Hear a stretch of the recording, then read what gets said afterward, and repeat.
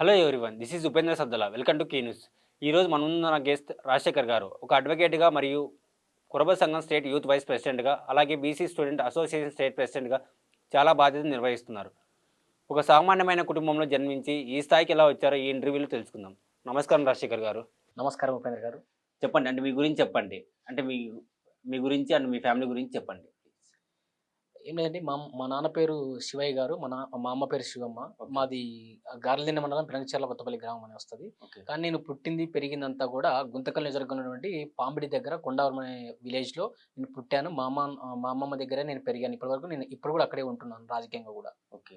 అది పరిస్థితి. అదేవిధంగా మా ఊర్లో మాకు చిన్ని తోటలున్నాయి. మా అమ్మ, నాన్న గూడా వ్యవసాయం చేస్తారు. మా అన్న, వదిన గూడా వ్యవసాయమే చేస్తారు. ఓకే. ఇంగ మా పిల్లలు ఉన్నారు. ఓకే. మీరు రాజకీయాల్లో ఉంటున్నారు గదా! అంటే మీ ఫ్యామిలీ సపోర్ట్ బానే ఉంటుందా?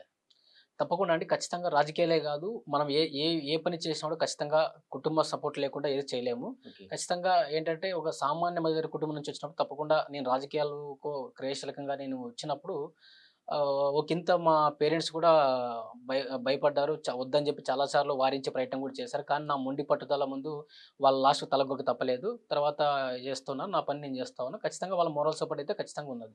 లేకుండా అయితే ఇంతవరకు రాలేను. ఓకే. హ్మ్. ఎందుకు అడుగుతున్నా అంటే, అనంతపురం వంటి ప్రాంతాల్లో రాజకీయాలు బాగా వేడిగా ఉంటాయి. అందులో కక్ష సాధింపులు ఎక్కువగా ఉంటాయి. స్టేట్ వైడ్ జరిగే రాజకీయాలు ఒక ఎత్తైతే, రాయలసీమలో జరిగే రాజకీయాలు ఒక ఎత్తుగా ఉంటాయి. అందుకోసం అంటే మీ ఫ్యామిలీ సపోర్ట్ అని ఎలా ఉంటుంది?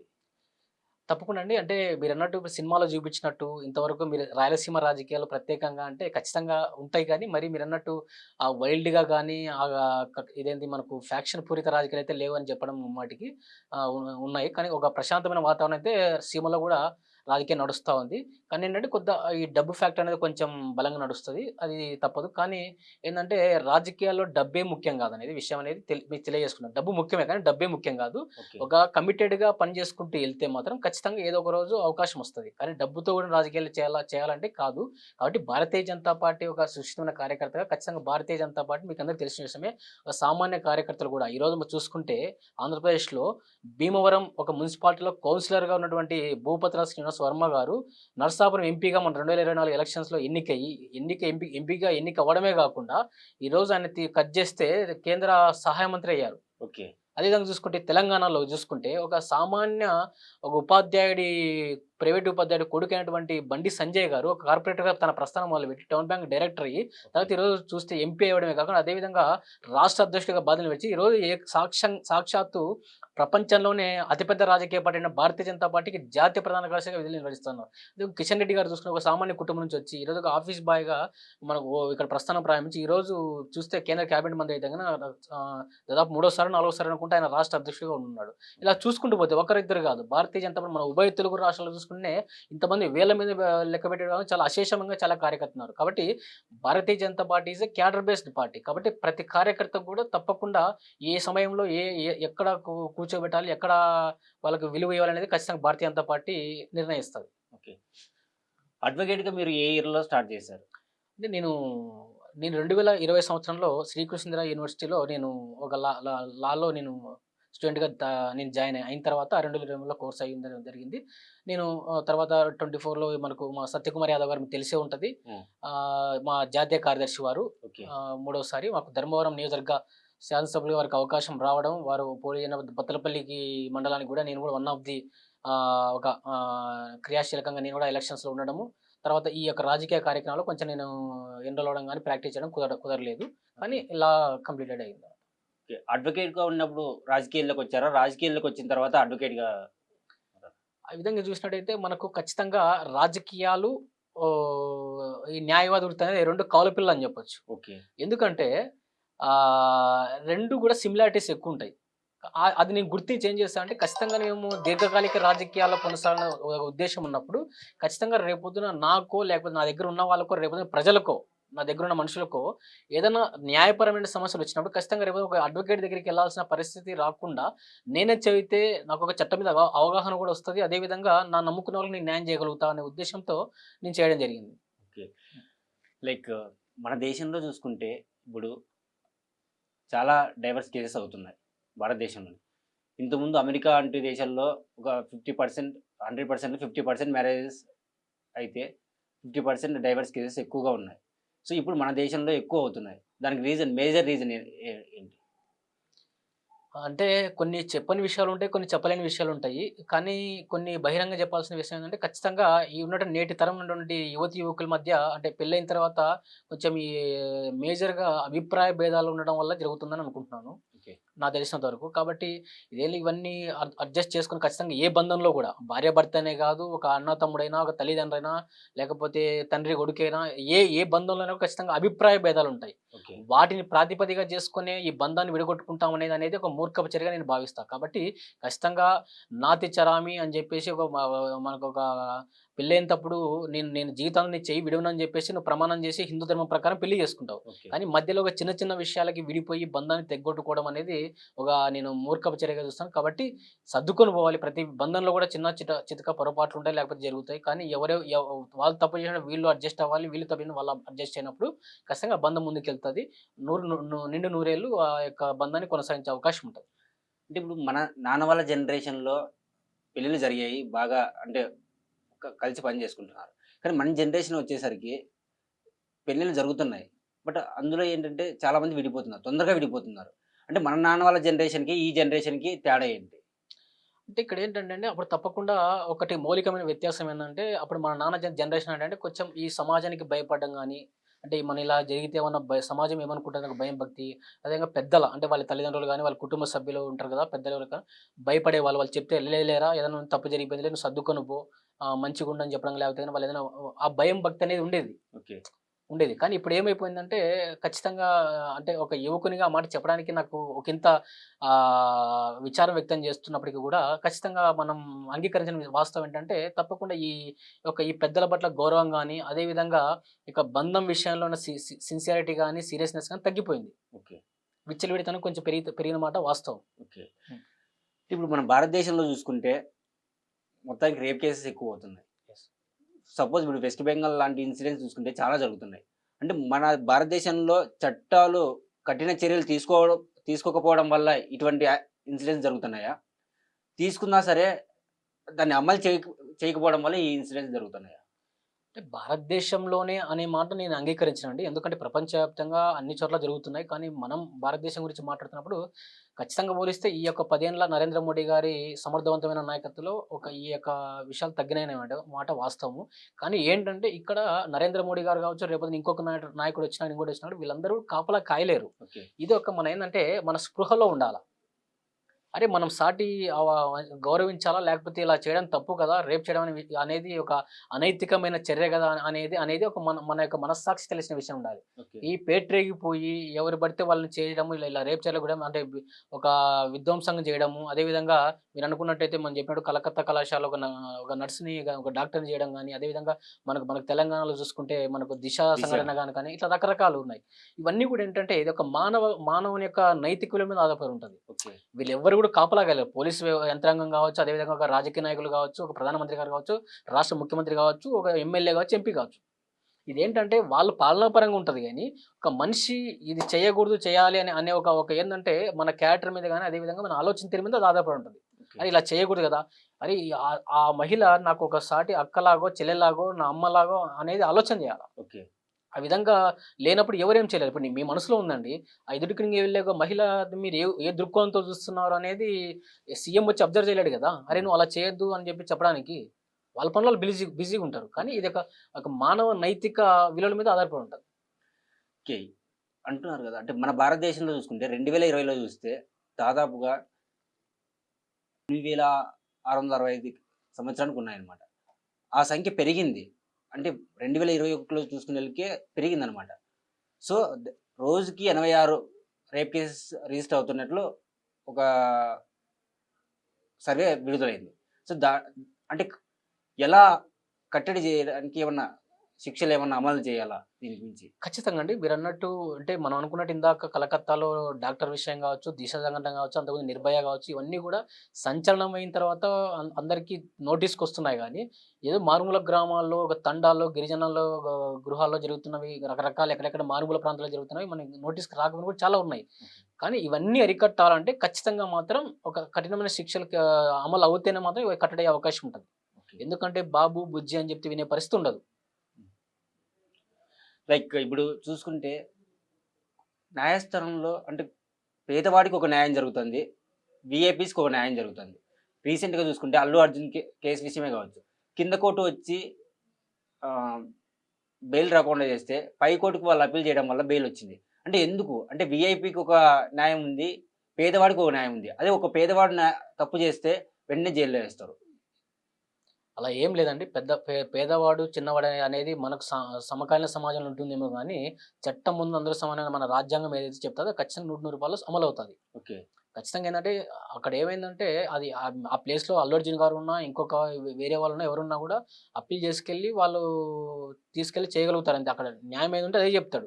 అక్కడ ఏదైతే న్యాయమూర్తి స్థానంలో ఎవరున్నారో వారు ఎదురుగున్నవాడు ఒక ప్రముఖమైన నటుడా, లేకపోతే ప్రముఖమైన రాజకీయ నాయకుడా, ప్రముఖమైన బిజినెస్ వేత్త లేదా కామన్ మ్యానా, రైతా, కార్మికుడా అనేది చూడడు. ఓకే. ఆ న్యాయాలు పూర్వపరాలు ఆలోచించిన తర్వాతనే దాన్ని చూసిన తర్వాతనే తీర్పిస్తారు. ఓకే. అంతవరకు ఉంటుంది గానీ, దానికి ఎటువంటి డబ్బు విషయంలో గానీ, హోదా విషయంలో గానీ, అటు చూసి మాత్రం ఏ ఏ ఏ ఏ విధంగా తీర్పు వెలువడదనేది నేను తెలియజేసుకుంటా ఉన్నాను. ఓకే. ఇప్పుడు వేరే దేశాల్లో చూసుకుంటే చర్యలు చాలా కఠినంగా ఉన్నాయి. ఒక హత్య జరిగినా, రేప్ జరిగినా. కానీ మన దేశంలో మాత్రం ఉన్న చట్టాలనే ఇంప్లిమెంట్ చేస్తున్నారు. మన చట్టాలను ఏమైనా అప్‌డేట్ చేస్తే బాగుంటుందంటారా? ఆబ్వియస్‌లీ ఒక న్యాయ విద్యార్థిగా ఖచ్చితంగా నేను నేను కూడా అది ఆకాంక్షిస్తా ఉన్నా. ఎందుకంటే ఇప్పుడు మీరన్నట్టు ఈ యొక్క నేరాలు పెరిగిపోవడానికైతేనేమి అదేవిధంగా గాని ఈ విచ్చలవిడితనం పెరిగిపోవడానికి కారణం ఏంటంటే శిక్షలు కఠినంగా లేకపోవడం, ఈ యొక్క చట్టంలో చిన్న చిన్న లొసుగులు ఉండడం వల్లే. కాబట్టి ఈ విషయంలో కూడా కొంచెం ప్రీతం నరేంద్ర మోడీ గారు చాలా చర్యలు తీసుకున్నారు. ఇప్పుడు ఎందుకంటే చట్టాల పేరు మార్చడం గాని, కొన్ని కొన్ని చట్టాలని కొంచెం సంక్లిష్టం చేయడం గాని జరుగుతా ఉంది. అంటే ఏదైతే ఈ వలస మార్కున్నటువంటి చట్టాలను ఏదైతే బ్రిటిషర్స్ పెట్టిపోయిన న్యాయాలు ఇంతవరకు గూడా మనం మోసాం. హ్మ్. కాబట్టి ఆ చట్టాల పేర్లు మార్చడం గాని, ఆ చట్టాల్లో కొన్ని కొన్ని సంస్కరణలు తీసుకొచ్చి అంటే ఎప్పుడో 1860లో కారల్ మార్క్సో ఇంకో మన కారన్ వాలిసో లాంటోళ్ళు కొంతమంది బ్రిటిష్ అధికారులు వాళ్ళు చేసిన చట్టాలివి. సీఆర్‌పీసీ కావచ్చు, సీపీసీ కావచ్చు, ఐపీసీ కావచ్చు ఇవన్నీ గూడా. వీటన్ని పేర్లు మార్చడమే కాకుండా దాంట్లో ఈరోజు అయితే భారతదేశానికి యొక్క సమకాలీన సమయంలో ఏవైతే యాప్ట్ అవుతాయో ఆ చర్యలు తీసుకోవడం జరిగింది. కాబట్టి ఖచ్చితంగా రేపొద్దు మీరన్నట్టు ఆ విధంగా చర్యలు గూడా వస్తాయని తెలియజేసుకుంటా ఉన్నాం. ఓకే. మీరు రాజకీయాల్లోకి అంటే ఏ వయసులో ఉన్నప్పుడు వచ్చారు? అంటే ఎందుకు రావాలి అనిపించింది రాజకీయాల్లోకి? లేదంటే నేను 2017 అనుకుంటా. నాకు ముందు నుంచి గూడా ఉన్నింది. ఓకే. కానీ 2017 నుంచి ఆగస్టు ఐ థింక్ సో అనుకుంటా. నేను యాక్టివ్ అయ్యా. ఓకే. ఇంక 2018 ఫిబ్రవరి తర్వాత నుంచి ఇంక పూర్తి యాక్టివ్ అయిపోయి వచ్చాను నేను పూర్తిగా. ఓకే. ఎలా అనిపిచ్చింది అంటే ఖచ్చితంగా నేనేంటంటే నాకు ఇంటర్ అయిన తర్వాత డిగ్రీ ఇంటర్ ఆ టైంలో గూడా నేను నాకేంటంటే ఒక మంచి గవర్నమెంట్ జాబ్ కొట్టాలి. హ్మ్. ఒక ఎంఆర్ఓనో లేకపోతే ఒక మంచిది కొట్టి నేను సర్విస్ చేయాలనే మోటో నాకున్నింది. ఓకే. అంటే ప్రజలకి సేవ చేయాలనే ఉద్దేశ్యం ఉన్నింది. హ్మ్. ఆ తర్వాత ఏమైందంటే కొన్ని కొన్ని సంఘటనలు నన్ను ఖచ్చితంగా ఏంటంటే ఒక ప్రభుత్వ ఉద్యోగం కంటే గూడా ఒక ప్రజాప్రతినిధిగానే మనం ప్రజలకి న్యాయం చేయగలుగుతాం అనేది నాకు అనిపించింది. ఓకే. ఎందుకంటే చాలా విషయాలు మనకు తెలుసు. ఎందుకంటే చాలా విషయాలు మనం ప్రభుత్వ ఉద్యోగం చేయగలిగితే మనల్ని ప్రజాప్రతినిధులు ఆపుతారు. హ్మ్. అంటే వాళ్ళకున్న రాజకీయ సమీకరణనో లేకపోతే వాళ్ళకున్న రాజకీయ ప్రయోజనాల దృష్ట్యా చేయదని ఆపగలుగుతారు. ఫర్ ఎగ్జాంపుల్ అండి ఒక విలేజ్‌లో ఒక ఏరు పోతా ఉంటది. ఆ ఏరులో వాడు ఇసుక అక్రమ రవాణా చేస్తాడు. హ్మ్. ఆ ఇసుక రవాణా చేసేటంత బాహాటంగా చేయగలుగుతున్నాడంటే ఖచ్చితంగా ఆ లోకల్ నాయకుడి వాడికి అండదండ ఉంటది. ఓకే. ఉందన్నప్పుడు వాడేం చేస్తాడు నువ్వు ఫర్ ఎగ్జాంపుల్ నేను నేను నేను నేను జాబ్ కొట్టి ఆ మండలానికి ఎస్ఐ అయ్యాననుకోండి. హ్మ్. నేను ఇసుక రవాణా చేశాను. నేను పట్టుకున్న వాడి ట్రాక్టర్‌ను వాడి వాడి వాహనాన్ని నేను సీజ్ చేస్తా. ఓకే. సీజ్ చేయగానే వాడు ఖచ్చితంగా అధికార పార్టీకి చెందిన వాడే ఉంటాడు. ఓకే. వాడెళ్లి ఆ మండల నాయకుడో లేకపోతే ఆ యొక్క నియోజకవర్గ ఎమ్మెల్యేకో వెళ్లి వాడు అనుచరుడు అయ్యుంటాడు. పోయి నాకు ఇలా జరిగిందన్న నేను ఇలా చేశానని చెప్తాడు. చేయంగానే ఆ ఎమ్మెల్యే నాకు ఫోన్ చేసి ఏం చెప్తాడు? మా వాడిది బండి వదిలిపెట్టని చెప్తాడు. హ్మ్. అక్కడ నాకు రెండే ఆప్షన్స్. ఒకటేంటి ఆ ఎమ్మెల్యే చెప్పిన మాటో లేకపోతే ఆ నాయకుడు చెప్పిన మాట విని నేను ఆ వెహికల్‌ని వదిలేసేయాల. హ్మ్. చలానా ఎయకుండానో, వాడిని సీజ్ చేయకుండా, వాడిని ఏం చేయకుండానో. ఓకే. లేకపోతే ఏం జేయాలి? నేను రాజీ పడైనా బతకాల. హ్మ్. అంటే గవర్నమెంట్ ఆఫీసర్‌లు అంటే పొలిటికల్ లీడర్స్‌కి ఎదురు తిరిగి నిలబడగలరా అంటారా? అంటే ఇది మన పోలీస్ స్టోరీస్ సినిమాలు లేతే మనకు తమిళ నటుడు 'సూర్య' నటించిన 'సింగం' సినిమా సీరీసు ఇవి చూసినట్ట మనకు ప్రాక్టికల్‌గా ఉంటదనేది నాతో పాటు మీకు గూడా బాగా తెలుసు. హ్మ్. అంటే ఇప్పుడు ఎందుకంటే not only Andhra Pradesh, not only Telangana, hmm. Not only India, not all over world అన్ని వ్యవస్థల్ని శాసించే వ్యవస్థ ఏదైనా ఉందంటే అది రాజకీయ రాజకీయ వ్యవస్థ. వ్యవస్థ. ఖచ్చితంగా అండి. ఇప్పుడు ఏ మండలానికి ఏ ఎస్ఐ ఉండాలా? ఏ మండలంలో ఏ ఎస్పీ ఉండాలి. సీఐ ఉండాలా? ఏ జిల్లాకి ఏ ఎస్పీ ఉండాలా? ఎవరు ఎక్కడ ఉండాలనేది చేస్తారు. ఇప్పుడు ఐఏఎస్ ర్యాంక్ ఉంటదండి. హ్మ్. ఆయన్ని జిల్లా కలెక్టర్ చేయాలా? లేకపోతే ఒక ఒక మినిస్ట్రీకి సెక్రటరీ చేయాలా? చీఫ్ సెక్రటరీ సీఎస్ చేయాలా? లేకపోతే ఒక ఏది ఇది లేనని ఫర్ ఎగ్జాంపుల్ మీకు చెప్తా. మనకు 2019 ఎలక్షన్ జరిగే కంటే ముందు ఎల్వి సుబ్రహ్మణ్యం గారిని ఎలక్షన్ కమిషన్ సిఎస్గా చేసింది, అంటే చీఫ్ సెక్రటరీగా చేసింది. ఎస్. తర్వాత వచ్చిన తర్వాత ఎలక్షన్ అయిన తర్వాత చాలా అద్భుతమైన మెజారిటీతో శ్రీ వైఎస్ జగన్మోహన్ రెడ్డి గారు ముఖ్యమంత్రి అయ్యారు. అయిన తర్వాత ఆ ఎల్వి సుబ్రహ్మణ్యం గారిని తీసుకెళ్ళి ఇక్కడ ఏం చేస్తారు, బాపట్లలో ఏదో ఒక చిన్న ఆఫీస్కి ఆయన ట్రాన్స్ఫర్ చేశారు. ఓకే. మీకు అర్థమైందా? ఐఏఎస్ ర్యాంకే, ఐఏఎస్ఏ. అంతకుముందు ఎక్కడున్నాడు? సిఎస్గా ఉన్నాడు, చీఫ్ సెక్రటరీగా ఉన్నాడు. అంటే మనకున్నటువంటి ఈ యొక్క కార్యనిర్వాహక వ్యవస్థ ఎగ్జిక్యూటివ్ ఏదైతే ఉందో రాష్ట్రంలో, దానికంతా కూడా ఆయన హెడ్. అంటే ఏదైతే ముఖ్యమంత్రి గారు ఏదైతే ఒక ఏదన్నా ఆదేశాలు జారీ చేస్తారో త్రూ సిఎస్ ద్వారా అవి అమలవుతాయి. అలాంటి ప్రాధాన్యత ఉన్నటువంటి ఆయన వ్యక్తిని తీసుకెళ్లి బాపట్లలో ఏదో ఆఫీస్ అనుకుంటా, నాకు గుర్తులేదు, కానీ అక్కడ తీసుకెళ్లేసాడు. ఆ అవమానం తట్టుకోలేక ఆయన చాలా లాంగ్ లీవ్లో వెళ్ళిపోయి లాస్ట్కి రిజైన్ కూడా చేసేస్తున్నాడు. అంటే నేనేమంటానంటే ఆ ఒక ప్రభుత్వ ఉద్యోగిని ఏమైనా చేయగలిగిన అది, అంటే ఈ డిసైడింగ్ ఫ్యాక్టర్ ఎవరు? రాజకీయ నాయకుడే. సో కాబట్టి వాళ్ళకి ఆ ప్రభావితం ఖచ్చితంగా ఉంటుంది. ఓకే. మరి మీరే చెప్తున్నారు కదా, అంటే రాజకీయ నాయకులు ఏమని, మనకు రాజకీయ నాయకులు ఎదురు నిలబడి అంటే ప్రభుత్వ ఉద్యోగులు చేసేవాళ్ళు న్యాయంగా పనిచేయగలరు అంటారు. మరి న్యాయం అంటే ఇక్కడ ఏంటంటే అండి, నేనేమంటానంటే ఖచ్చితంగా ఇదేమంటే చేయలేరు. ఇప్పుడు అది నేనే చెప్పే కదా. అయితే ఆ నాయకుడి మాట విని ఆయన దానికి వత్తాసన పలకాల, లేక కాంప్రమైజ్ అని అవ్వాలా. లేదు అంటే ఈయనకు ముందుగానే ఈయనకు కూడా ఒక అవినీతి మీద ఈయనకు ఇష్టం ఉండి ఈయన కూడా ఆయనతో కుమ్మక్కైపోయి ఈయన కమిషన్ తీసుకొని ఈయన ఇది చేయాలి, లేకపోతే మనసు చంపుకున్నా దూరం అయినా వెళ్ళిపోవాలా. ఈ మూడు options. End of the day సరే ఈయన ట్రాన్స్ఫర్ అవుతాడు అనుకోండి, పలానా కాన్స్టిట్యూన్సీ వేరే కాన్స్టిట్యూన్సీకి ట్రాన్స్ఫర్ అయ్యాడు అనుకోండి, ఆడికి వెళ్ళిన తర్వాత ఏమన్నా ఒక మంచి బ్రహ్మాండమైన నాయకుడు ఉంటాడా? కాన్స్టిట్యూన్సీలు మారుతాయి, ఎమ్మెల్యేలు మారుతారు, కానీ అదే ఎమ్మెల్యే అదే రాజకీయ నాయకుడు అదే పార్టీలే ఉంటాయి కదండి. అక్కడికి వెళ్ళిన తర్వాత కూడా ఇదే ఉంటాయి కదా. 2019 నుంచి చూసుకుంటే 2024 వరకు జగన్ ఎన్నో పథకాలు ఇంప్లిమెంట్ చేశాడు ఏపీలో. కానీ జగన్కి ఇచ్చిన సీట్లు 11 మాత్రమే. ఎందుకు అంత తక్కువ ఇచ్చారా అని మీరు అనుకుంటారు ఏపీ ప్రజలు? మీరు సంక్షేమ పథకాలు అంటున్నాను, నేను మాత్రం ఏం చేస్తున్నా అంటే అఫీషియల్గా ఓట్లు కొనుగోలు చేసే ప్రయత్నం చేశారని నేను అంటున్నాను. ఎందుకంటే విచ్చలవిడిగా నేనేంటంటే పప్పులు బెల్లాల బడ్జెట్లో పంచడం అనేది ఇది పూర్తిగా అంటే రాష్ట్ర ఆర్థిక పరిస్థితిని దృష్టిలో పెట్టుకోకుండా ఈరోజు ఎన్ని లక్షల కోట్లు అప్పులు చేసి పెడితే ఇబ్బడి ముబ్బడిగా ఈరోజు ప్రతి ఒక్క ఎక్కడ వీలైతే అక్కడ ఆయన ఏమన్నాడు. ఫర్ ఎగ్జాంపుల్ ఒక విషయం చెప్తాం. నేను మద్యపాన్ని నిషేధం చేస్తా అని చెప్పి 2019 ఎలక్షన్ టైంలో ఆయన అప్పుడు ప్రతిపక్ష నాయుడుగా ఉండి ఆ మాట ఇచ్చాడు. నేను రాగానే మద్యపాన్ని నిషేధం చేస్తా, అక్క చెల్లెలకు ఇబ్బంది లేకుండా చేస్తాను అని చెప్పాడు. కానీ ఆయన వచ్చిన తర్వాత ఏం చేస్తాడు, అదే మద్యం 25 ఏళ్ళకి ఆ మద్యం అమ్మితే ఎంత ఆదాయం వస్తుందని చూపించి అదే ఆదాయం మీద అప్పు తీసుకొచ్చాడు. ఓకే. మీకు అర్థమైంది అనుకున్నాను.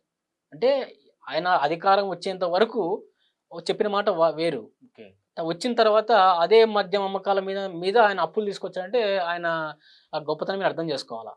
మరి ఇన్ని అప్పులు తెచ్చారంటున్నారు కదా, మళ్ళీ కేంద్ర ప్రభుత్వం అంటే ఎప్పుడు వారించలేదా? మీరే కదా ఉండేది పైన సెంట్రల్లో. అంటే వారించే ప్రయత్నం ఏంటండి, ఇప్పుడు మీరుంటారండి, ఇప్పుడు మీకు నేను చెప్పగలుగుతానా మీ ఇంట్లో మీరు మీ సంస్థను ఇలా చేసుకోండి, మీరు ఇలా చేసుకోండి అని చెప్పి చెప్పగలుగుతామా? లేదు. మళ్ళీ అది ఆయన విజ్ఞత ఉండాలా. ఒక రాష్ట్ర ముఖ్యమంత్రిగా రాష్ట్రంలోనికి అఖండమైన మెజార్టీ 101 సీట్లు దాదాపు ఇచ్చి అవుట్ ఆఫ్ 175 ఇచ్చిన తర్వాత నువ్వు ఆ రాష్ట్రానికి పెద్ద దిక్కు. ఓకే. నువ్వు ఎలా చేయాలి? ఇప్పుడు ఫర్ ఎగ్జాంపుల్ మా ఇంట్లో మా నాన్న ఉన్నానండి, నేను నాకు బండి కొనిచ్చు, నాకు వెహికల్ కొనిచ్చు, నాకు కారు తీసిచ్చు అని చెప్పి నేను గొంతమ్మ కోరికలు కోరుతా. కానీ మా నాన్న ఏమంటాడు, అరే మన పరిస్థితి ఇదిరా, ఈరోజు మనకి ఇలాంటి అప్పులు ఉన్నాయి, లేకపోతే మనకు కొన్ని అవసరాలు ఉన్నాయి, దీనికోసం తీసి పెట్టాను, చదువుల కోసమో పిల్లల కోసమో లేకపోతే మనం వ్యవసాయం చేయాలి, దానికి పెట్టుబడి ఉంది అని చెప్పేసి వారిస్తాడు. అవునా కదండి. మనకి ఇప్పుడు మన అవసరాలు కాదు తీర్చుకోవాల్సింది, మనకు కొన్ని ఇంపార్టెంట్ విషయాలు ఉన్నాయి, వాటి మీద మనం పెట్టుబడి పెట్టాల్సిన అవసరం ఉంది కాబట్టి అని చెప్పి చెప్తాడు. అవునా కదండి. అది ఎవరు చెప్పాలా? పెద్ద దిక్కు నీకుండాలి విఘ్నత. నేను అడగక ముందే మా నాన్న నాకు బళ్ళు తీసిచ్చి నాకు మంచి బట్టలు కొనిచ్చి నన్ను బాగా బ్రహ్మాండంగా నన్ను టూర్లు పంపించి డబ్బులు నన్ను ఎక్కడ పడితే అక్కడ విచ్చలుగా తీసుకొచ్చి అప్పులు తీసుకొచ్చి నన్ను ఎంజాయ్ చేపిస్తే ఎండ్ ఆఫ్ డే తప్పు ఎవరు చేస్తుంది? ఎవరు చేస్తారండి? మా నాన్నదే కదా. మరి ఇదే బీజేపీ గవర్నమెంట్ జగన్ ఒక్క మాట కూడా అనలేదు ఏ విషయంలో, రాజధాని విషయంలో, వైజాగ్ చేసినప్పుడు. ఎందుకని ఈ తప్పు ముమ్మాటికి అమరావతి రాజధానిగా ఉండాలనే ఉద్దేశంతో అప్పటి మా రాష్ట్ర అధ్యక్షుడైనటువంటి సోమవీరాజు గారు పెద్దలు, ఇప్పుడు పెద్ద జాతీయ కార్యవర్గ సభ్యులు, అదేవిధంగా ఇప్పుడు నేటి క్యాబినెట్లో రాష్ట్ర వైద్యారోగ్య శాఖ మంత్రి అయినటువంటి శ్రీ సత్యకుమార్ యాదవ్ గారు కూడా ఆ యొక్క అమరావతి రైతుల ఉద్యమాన్ని కూడా సంఘీభావం తెలియజేశారు. ఆ తెలియజేసిపోయే కార్యక్రమంలో భాగంగానే అప్పటి బాపట్ల ఎంపీ నందిగం సురేష్ గారు దాడి కూడా చేశారు. సత్యకుమార్ గారి కాన్వాయ్ దాడి చేసి అనుచరులను కానీ ఆమె మీద భౌతిక దాడి దిగారు. మా పనతల సురేష్ అని చెప్పేసి బీజేఎం జాతీయ కార్యదర్శి, ఏబీపీ సీనియర్ నాయకుడు, ఆయన మీద దాడి జరిగి ఆయన బట్టలు చింపి ఆయన్ని కొట్టడం జరిగింది ప్రధాన అనుచరుడు సత్యకుమార్ యాదవ్ గారికి. ఇవన్నీ ఆ కార్యక్రమంలో భాగంగానే ఏదైతే అమరావతి రాజధాని ఉండాలని చెప్పేసి రైతులు కొన్ని రోజులుగా నిరాటంకంగా ఏదైతే దీక్షలు చేశారో ఆ దీక్షలు సంఘీభాగంగా వెళ్ళి వస్తున్న క్రమంలో జరిగినట్టువే. ఇంతకంటే మీకు లైవ్ ఎగ్జాంపుల్ చెప్పలేదనా? చెప్పండి. కాబట్టి మా స్టాండ్ ఏంటంటే అమరావతి రాజధాని ఉండాలనే ఉద్దేశం మేము కూడా చెప్పింది. ఉమ్. అసలు ఎక్స్పెక్ట్ చేశారా బీజేపీ ఆంధ్రప్రదేశ్లో ఇన్ని సీట్లు గెలుస్తుందని? తప్పకుండా అండి. దాంట్లో ఎక్స్‌పెక్ట్ చేయకపోవడం ఏముంది. ఖచ్చితంగా ఎందుకంటే, ఈరోజు ఆంధ్రప్రదేశ్ రాష్ట్రంలో గూడా భారతీయ జనతా పార్టీ పట్ల సానుభూతి వైఖరి పెరుగుతున్న మాట వాస్తవం. అందుకు నిదర్శనమే మొన్న ఎలక్షన్స్‌లో 10 సీట్లు అసెంబ్లీ సీట్లు కేటాయిస్తే 8 సీట్లు మేము గెలిసాము. అది దానికి ఓకే. యాక్చువల్లీ ఏపీలో ఏంటంటే అసలు బీజేపీకి ఎటువంటి ఓట్ బ్యాంకు లేదు. ముందుగా చూసుకుంటే 2019లో వచ్చేసి కేవలం ఒక్క 15% ఉంది. అది ఒక్కసారిగా ఇన్ని సీట్లు ఎలా గెలుస్తుందని మీరు ఎక్స్‌పెక్ట్ చేశారు? తప్పకుండా ఏంటంటే, ఈ 5 సంవత్సరాల కాలంలో అంతకుముందు గాని ప్రధానమంత్రి నరేంద్ర మోడీ గారి నాయకత్వంలో దేశం అభివృద్ధి చెందుతున్న క్రమాన్ని గూడా ఆంధ్రప్రదేశ్ రాష్ట్రం నిశితంగా గమనిస్తా ఉంది ఓటర్లు గూడా. ఓకే. అందులో భాగంగానే ఏదైతే ఉందో ఈరోజు ఆంధ్రప్రదేశ్ రాష్ట్రంలో కూడా ఓటర్లు గాని చాలా వరకు భారతీయ జనతా పార్టీ నాయకత్వాన్ని కోరుకుంటున్న దానికి నిదర్శనమే మొన్న మాకు సీట్లు రావడం. ఎందుకంటే కూటమిలో భాగంగా ఎళ్ళాం కాబట్టి ఖచ్చితంగా మాకు 10 సీట్లు రావడం, అందులో 8 మేము గెలవడం అనేది మీకు తెలిసిందే. ఇప్పుడు ఆ ఓకే. 8 సీట్లు గెలవడం భారతీయ జనతా పార్టీ మీద వ్యతిరేకత ఉంటే, భారతీయ జనతా పార్టీ వద్దనుకుంటే ఆ 17 సీట్లు 8 సీట్లు గెలిచేదా? లేదు. మరి. సో, ఇప్పుడు ఏపీకి మళ్ళీ ప్రత్యేక హోదా ఇచ్చారు గదా! ఇచ్చినట్లే ఇచ్చి ఎందుకు ప్రత్యేక ప్యాకేజ్ ప్రకటించారు? ఇప్పుడు ఆ రోజు ఈ యొక్క తెలుగు రాష్ట్రాల మధ్య ఉన్నటువంటి ఈ యొక్క వివాదాన్ని ఏదైతే ప్రత్యేక తెలంగాణ రాష్ట్రం ఏర్పాటైన విషయంలో కూడా భారతీయ జనతా పార్టీ కీలక పాత్ర పోషించిన మాటల్లో నేను చెప్పడానికి ఎటువంటి అతిశయోక్తి లేదు. ఎందుకు ఓకే. అంటే తెలంగాణ రాష్ట్రం ఏర్పాటు కావాలనే ఉద్దేశంతో కొన్ని దశాబ్దాల ఆకాంక్ష అది. ఓకే. అందుకు భారతీయ జనతా పార్టీ సపోర్ట్ చేసి మీరు మీరు ఇవ్వకపోతే మేము ఇస్తామని చెప్పినప్పుడే మాత్రమే సోనియా గాంధీ గారు దానికి అప్పటికప్పటికి యాగ మేఘాల మీద ఆ వ్యవహారాన్ని తీసుకొచ్చి దాన్ని ఇవ్వడం జరిగింది. ఓకే. అందుకు మీకందరికీ తెలుసు తెలంగాణ సమాజంలో సుష్మా స్వరాజ్ గారు ఎవరైతే మా దివంగత అగ్ర మహిళా నాయకురాలు ఎవరైతే బీజేపీ నుంచి ఉన్నారో వారిని తెలంగాణ చిన్నమ్మగా కొలుస్తారు. ఎందుకంటే ఆ తెలంగాణ బిల్లుకి భారతీయ జనతా పార్టీ తరపున గట్టిగా నిలబడి సపోర్ట్ ఇచ్చిన వ్యక్తి ఆమె. ఓకే. కాబట్టి ఇవ్వడమే గాకుండా అటుపక్క తెలంగాణ రాష్ట్ర ఏర్పాటులో భారతీయ జనతా పార్టీ కీలక పాత్ర పోషిస్తున్నప్పుడే, అదే విధంగా విడిపోయిన ఆంధ్రప్రదేశ్‌కి కూడా ప్రత్యేక హోదా ఇవ్వాలి, 10 ఏళ్ల తర్వాత ఇవ్వాలని కొట్లాడింది మా వెంకయ్య నాయుడు గారు. హ్మ్. కొట్లాడింది వెంకయ్య నాయుడు గారు. ఓకే. కానీ వచ్చిన తర్వాత కూడా అప్పటి రాష్ట్ర ముఖ్యమంత్రి అయినటువంటి శ్రీ చంద్రబాబు నాయుడు గారు ఏదైతే ఉన్నారో, వారు ప్రత్యేక హోదా వద్దు, ప్రత్యేక ప్యాకేజీ కావాలని కోరుకున్నప్పుడు, అప్పుడు మేము ఈ యొక్క రాయలసీమ వెనుకబడిన జిల్లాల ప్యాకేజ్ అయితే గాని, ఉత్తరాంధ్ర వెనుకబడిన జిల్లాల ప్యాకేజ్ అయితే గాని, అదేవిధంగా పోలవరానికి గాని, అదేవిధంగా స్మార్ట్ సిటీలు, అమృత్ పథకం కింద ఇట్లా రకరకాల పీఎంఏవై ప్రధానమంత్రి ఆవాస్ యోజన, అప్పుడు కేంద్ర పట్టణాభివృద్ధి శాఖ మంత్రిగా వెంకయ్య నాయుడు గారు అప్పుడు మంత్రిగా ఉన్నారు కేంద్ర మంత్రిగా.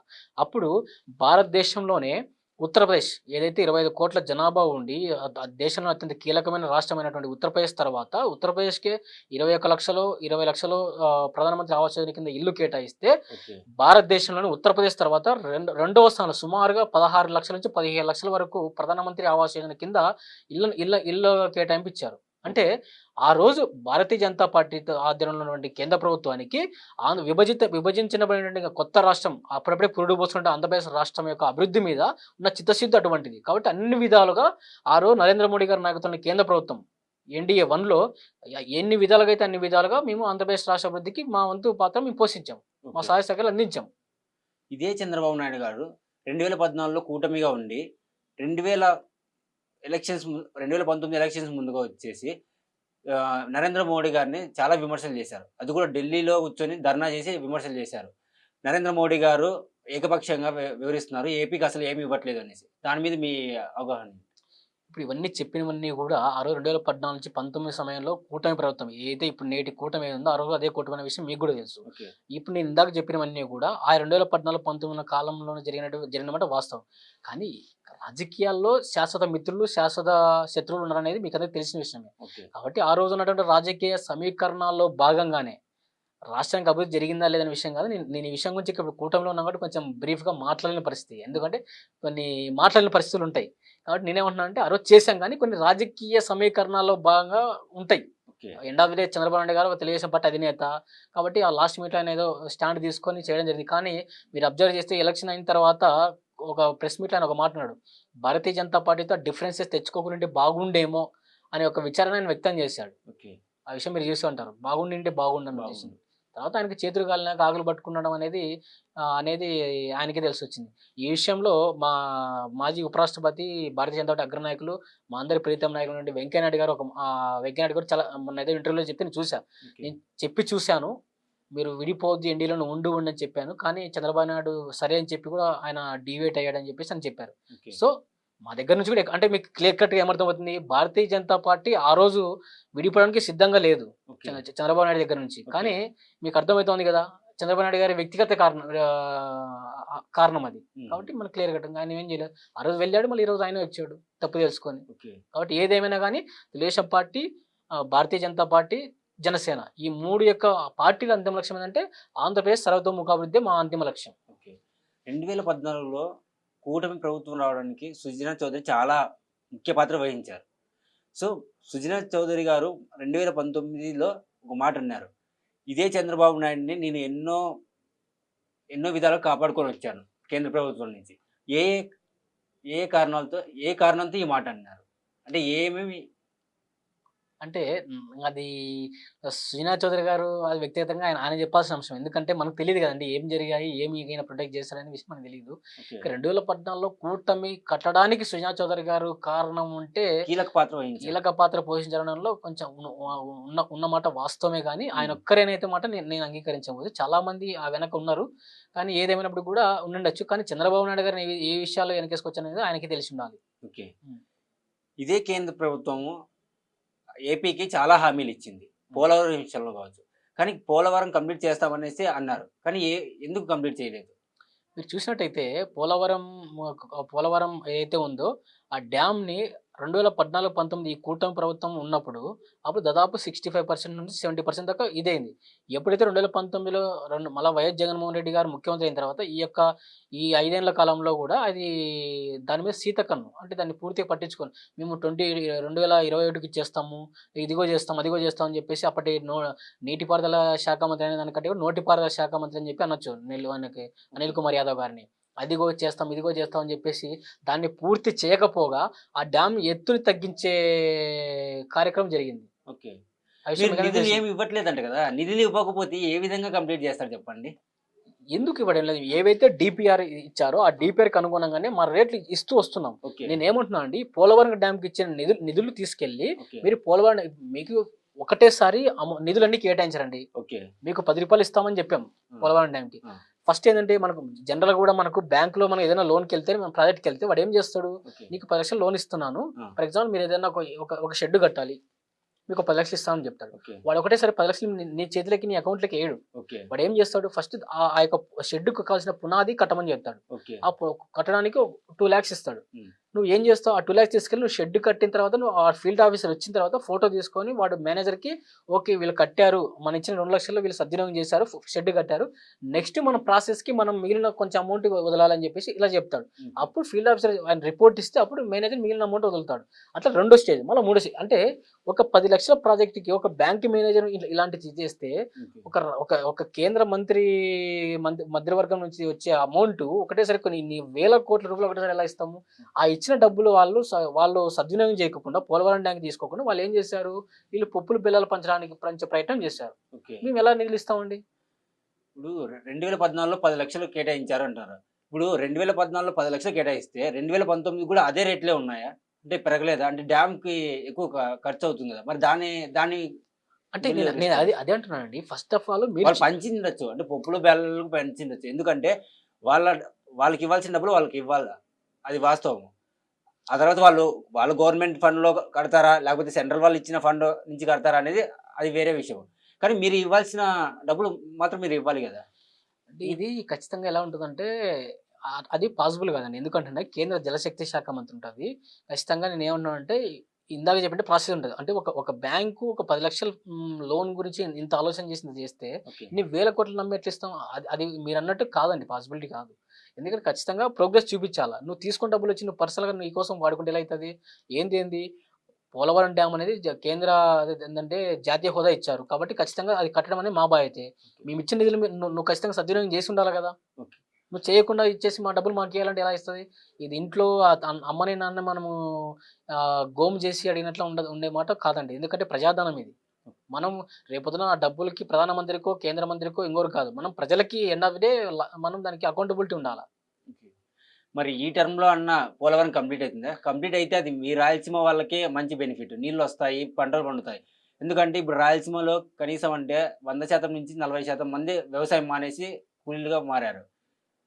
అంటే ఇదంతా గూడా ఏమైతుందంటే, ఈ నాట్ ఓన్లీ సామాన్య ప్రజలు ఏదైతే నేను కర్నూలు జిల్లాలో ఒక సర్పంచ్ గారున్నారు. ఓకే. ఆయన ఏంది వైఎస్ఆర్ కాంగ్రెస్ పార్టీ నుంచి సర్పంచ్ అయిన తర్వాత ఏమైందంటే, ఆయనకు అదే ఏం చెప్పారు. ఆయన సర్పంచ్ అయినప్పుడు గూడా ఆయనకు నీళ్లు లేక, వ్యవసాయం చేయలేక ఆయన ఆయన లాస్ట్‌కెళ్ళి గుంటూరుకి మిర్చి కత్తిరించడానికి ఎళ్ళాడు ఒక కూలీగా. ఓకే.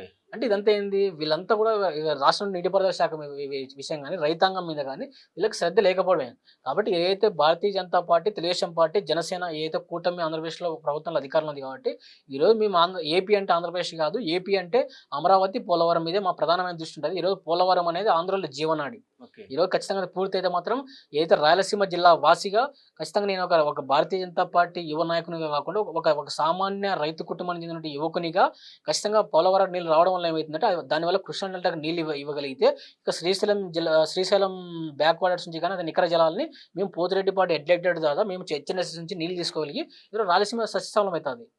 నిజంగా ఈ విషయంలో నారా చంద్రబాబు నాయుడు గారు చాలా చిత్తశుద్ధిగా ఉన్నారు. ఆ విషయంలో కూడా మనకు నిధులు కూడా కేటాయించగలుగుతాం. దాని మీద చాలా ఫోకస్‌గా పనిచేస్తా ఉన్నారు వారు. ఈ యొక్క మట్టంలో ఖచ్చితంగా పోలవరం డ్యాము కంప్లీట్ అవుతది. ప్రియతమ ప్రధానమంత్రి వర్యులు శ్రీ నరేంద్ర మోడీ గారి దివ్య హస్తాల మీదుగానే ఆ యొక్క డ్యామ్ ఓపెనింగ్ కూడా జరుగుతుందని తెలియజేసుకుంటా ఉన్నాం. మంచిది. లైక్ ఇప్పుడు చూసుకుంటే వైజాగ్ స్టీల్ ప్లాంట్‌ని ఇంక ప్రైవేటైజేషన్ ఆగినట్లేనా?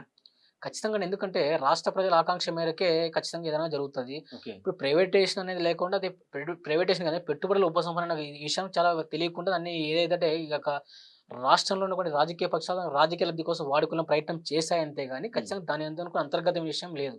ఎందుకంటే వైజాగ్ స్టీల్ ప్లాంట్ అనేది అప్పుడు ఉమ్మడి ఆంధ్రప్రదేశ్‌లో ఎంతోమంది ప్రాణాలు పణంగా పెడితే వైజాగ్ స్టీల్ ప్లాంట్ వచ్చింది. సో, అది ఒక సెంటిమెంట్‌గా భావిస్తున్నారు. మీరు ఎందుకు ప్రైవేటైజేషన్ చేయాలనుకుంటున్నారు? చెప్పే కదండీ ప్రైవేటైజేషన్ అనే కాదు పెట్టుబడుల ఉపసంహరణ విషయం గాని ఏదైతే ఆ రోజు ఉన్న కొన్ని ఫ్యాక్టర్స్ వల్ల జరిగింది కానీ తర్వాత మా యొక్క రాష్ట్ర నాయకత్వం కూడా హ్మ్. ఆ రోజు రాష్ట్ర నాయకత్వం కూడా ఎళ్లి మా కేంద్ర పెద్దలకు గాని అదేవిధంగా ప్రధానమంత్రి గారికి గాని దాని గురించి బ్రీఫ్‌గా డిస్కస్ చేయడం గాని జరిగింది. తర్వాత ఆ విషయంలో కూడా ఇప్పుడేం ఎక్కడ కూడా డిస్కషన్ లేదు. ఓకే. చర్చలో లేదండి. లేదు. వైజాగ్ స్టీల్ ప్లాంట్ ప్రైవేటైజేషన్ చేస్తా అనేసి నిర్మలా సీతారామన్ కూడా అన్నారనమాట. కడప స్టీల్ ప్లాంట్ ఇచ్చిన హామీ ఏమైంది?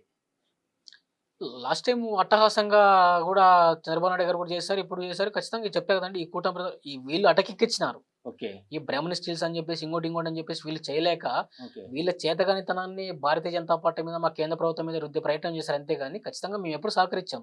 మీరు ఏం చేయాలి నిధులు మేము ఇస్తాం. ఓకే. దానికి భూసేకరణ గాని దానికి అదే విధంగా దానికి నేను ముందు తీసుకెళ్ళే ప్రయత్నం రాష్ట్ర ప్రభుత్వం మీద పూర్తిగా ఉంటది. హ్మ్. మీరు చేస్తే దాన్ని మేము చేస్తున్నాం అని చెప్పేసి మీరు అడిగితే ఆర్థిక సాయం చేసే అవకాశం ఉంటది గానీ ఓకే. మీరు చేయకుండా కాలయాపన చేస్తూ నీ సొంత జిల్లా నువ్వు చేయకపోగా మమ్మల్ని దూషించడం అనేది వాస్తవం కాదు. ఖచ్చితంగా రాష్ట్ర సమగ్రాభివృద్ధిలో రాష్ట్రానికి ఏమేం కావాలో ఖచ్చితంగా భారతీయ జనతా పార్టీ ఎప్పుడు సహకరిస్తూనే ఉంటది. ఓకే. నరేంద్ర మోడీ గవర్నమెంట్ జగన్‌ని ఎన్నో విధాలుగా కాపాడింది. లైక్ వైఎస్ వివేకానంద రెడ్డి హత్య కేసులో ఎందుకు సీబీఐ వాళ్ళు చొరవ చూపలేకపోయినారు? అలా ఏం లేదండి. మీరన్నట్టు అంతకుముందు కాంగ్రెస్ పార్టీ పాలనలో ఉన్నప్పుడు ఏమైతుందంటే ఈ సీబీఐ, ఈడీ కావచ్చు, ఎన్ఫోర్స్‌మెంట్ డైరెక్టర్ ఇలాంటివన్నీ కూడా వాళ్ళు వేట కుక్కలుగా వాడుకున్నారు. అంటే ఓకే. ఏదైతే వాళ్ళకి నచ్చని రాజకీయ నాయకులు ఏదైతే అంటారో దానిలో వాళ్ళ మీద గుసిగొలపడం, వాళ్ళని ఇది చేయడం చేశారు. కానీ మా దాంట్లో మేము ఖచ్చితంగా చట్టం తన పని తను చేసుకుంటూ వెళ్తది. అంటే ఇప్పుడు నరేంద్ర దాంట్లో మోడీ గారు వాడలేదంటున్నారా? లైక్ ఇప్పుడు మన దేశంలో చూసుకుంటే ఎంతో మంది మీద రైడ్స్ జరిగినాయి.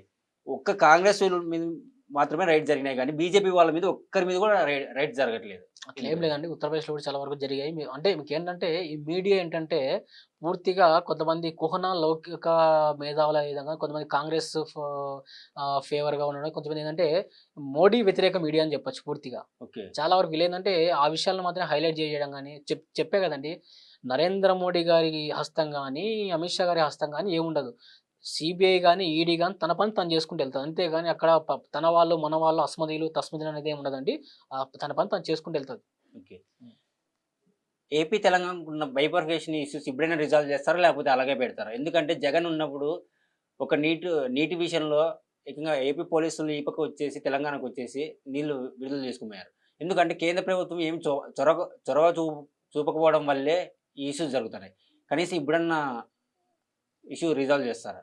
ఖచ్చితంగా అది నేనేమంటున్నానంటే ప్రతిదీ కూడా కేంద్ర ప్రభుత్వం వచ్చి చేయాలా అంటే కాదండి. ఇప్పుడు ఎందుకంటే అంతకుముందుతో పోలిస్తే 2019, 24 మధ్య ఉన్నటువంటి ఏదైతే ఇటుపక్క కేసీఆర్ గారు కావచ్చు, అటుపక్క జగన్మోహన్ రెడ్డి గారు కావచ్చు, వారికి వ్యక్తిగతమైనటువంటి సంబంధాలు గాని చాలా బలంగా ఉన్నాయి. అది అందరికీ తెలిసిన విషయమే. ఓకే. ఎందుకంటే వాళ్ళకి ఎంత సన్నిహితం ఉందో వారింటికి రావడం, వీరు వారింటికి వెళ్ళడం గాని చాలా సన్నిహిత సంబంధం ఉన్నాయి. అలాంటప్పుడు కూర్చొని వచ్చి డిన్నర్ చేసి ఎళ్లారు. ఇంకోటి ఎళ్లారు గాని అక్కడ ఈ కేసీఆర్ గారు అక్కడ రోజా గారి ఇంటికెళ్లారు తిరుపతికెళ్ళినప్పుడు గూడా.